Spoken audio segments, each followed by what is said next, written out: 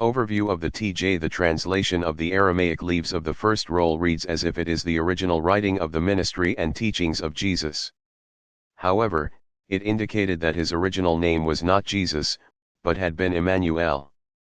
His desire to have it be spelled starting with a J symbol is explained in Meyer's foreword to the TJ. The New Testament Gospel most closely resembling the TJ is the Gospel of Matthew. It resembles the TJ closely in both wording, where the verses have close parallels, and in order, although each contains much text not contained by the other. Since 1986 I have been analyzing this Talmud and finding several hundred reasons consistent with its verses having been genuine and Matthew's verses having been derived from them. It is impressive that despite this close similarity between the two texts, the TJ contains its own theme, Anophrel's New Age theme in its essence that is absent from Matthew except for traces left behind. The TJ gives its own story in a straightforward manner that is remarkably free from inconsistencies, ambiguities, and interruptions in flow of thought, all of which scholars have found characterize Matthew many times over.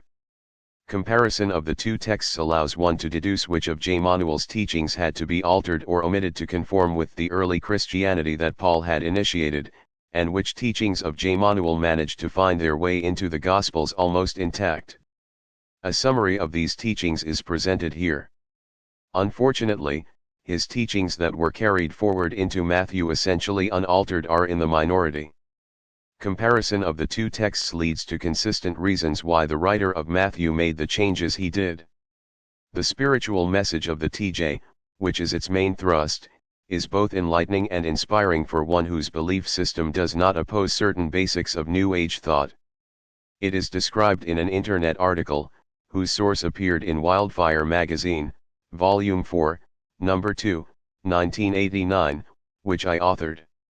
I discuss the spirituality of the TJ further in the July issue, Volume 15, Number 3, of the J of Religion and Psychical Research. Basically, this theme involves discussions of the human spirit, its gradual evolution over innumerable lifetimes, its immortality and its eventual merger with and into the Great Spirit or Universal Consciousness or God, which the TJ refers to as creation. A related theme teaches the distinction between human-like beings much advanced over us, called guardian angels and celestial sons, and creation. These beings are of course commonly referred to as extraterrestrials, ETS, or aliens today. Their leader, for whom Jmmanuel had great respect, is referred to as God, in the German translation but as El here, since the Aramaic word, El, as in Emmanuel, is what was used to refer to this entity. However, El in the Old Testament is translated as God, which then was the procedure followed by the TJ's translator. The overarching motif surrounding the TJ is that a certain alien group, who told Jmmanuel they were from the constellation of the seven stars the Pleiades, were genetically compatible with us and had been visiting Earth in past scores of thousands of years. Some 10,000 or so years ago they decided to oversee us in a manner that no longer involved themselves directly, and to give us some guidance in a similar indirect manner. This they did by arranging to have a highly advanced soul periodically reincarnate into the human race in the Middle East region, starting with the biblical Enoch. Some 3,000 years ago they decided the time was approaching when the key human lifetime of the soul should occur, for the purpose of teaching humanity some spiritual truths. So some 2,000 years ago they brought about this incarnation, with that soul reincarnating into the fetus of Jmmanuel around AD 6, not 6 BC. His alien procreator saw to it that Jmmanuel would receive intensive education in his youth, which involved those lost years of Jesus spent in India, a topic receiving very substantial evidential support. Thus Jmmanuel was an occasional contactee of these aliens. They realized that his teachings would inevitably be distorted, but felt that mankind could only learn through making mistakes and then learning from those mistakes. So they maintained a continued interest over the centuries. One of the TJ's minor heresies is that the person who betrayed Jmmanuel to the arresting party and a little later committed suicide was Judah Ihariot, a young Pharisee who had been acquainted with Jmmanuel and the disciples, and not Judas Iscariot. Judas was Jmmanuel's designated writer as well as the treasurer for the 12. However, the greatest of the TJ's heresies is that he survived the crucifixion, with the help of medical attention inside the tomb during 3 days and nights. Then, after appearing to his disciples several times, he went on to Damascus where he stayed incognito a couple years, before sending for his mother Mary, brother Judas, Judas Thomas, and disciple Judas Iscariot to join him. Soon thereafter they started on their travels, of which various traditions speak. The TJ rolls were mostly written by Judas Iscariot, who traveled with Jmmanuel to India, along with Judas Thomas, Jmmanuel's brother Judas, and Mother Mary, several years after the crucifixion. However, the full story was only completed in India in the early 2nd century, with a transcription of the rolls apparently having been penned there.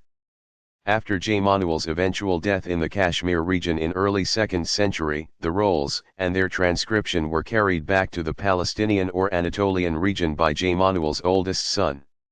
He evidently released the transcription somewhere in that region, where it eventually found its way into the hands of the writer of Matthew, but he preserved and hid the original TJ rolls within a tomb just south of the old city of Jerusalem. There they were presumably safeguarded from premature discovery by aliens of the same group until they prompted Meyer and Rashid to discover them in 1963. Early in his Pleiadian contacts, Meyer asked his primary alien contactor, Sem Jace, if she could give him a picture of Jmmanuel.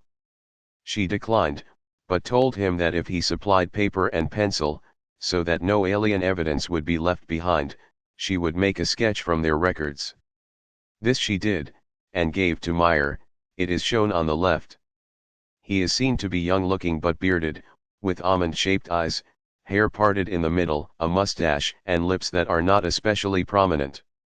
These same features are seen in the picture on the right, which is an etching on a stone that came from the Burroughs Cave in Michigan containing various Native American artifacts.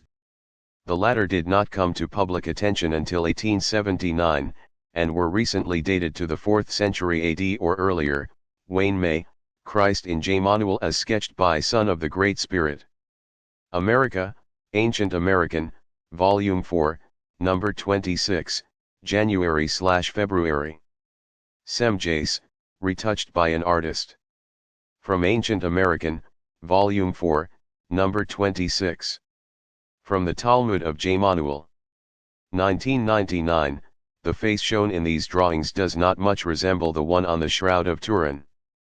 Considering that Jmmanuel was a contactee whose mission was to teach spiritual truths in many lands, we must keep open the possibility that sometime after traveling to northern India and settling down there, Jmmanuel was taken on extended tours to the Americas and back in his father's UFO.